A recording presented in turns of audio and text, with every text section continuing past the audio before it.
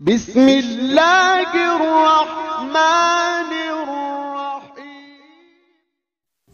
نظر بد کا روحانی علاج۔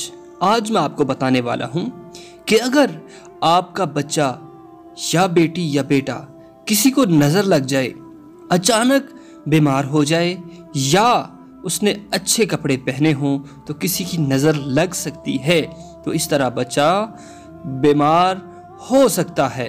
اور اس کو اتارنے کا طریقہ کیا ہے کہ جب بچے کو نظر لگ جائے، نظر کو دیکھنے کا طریقہ کیا ہے؟ پیارے دوستو، آئیے قرآنی عمل سماعت کیجئے کہ جب ایسا ہو جائے تو آپ نے کیا کرنا ہے۔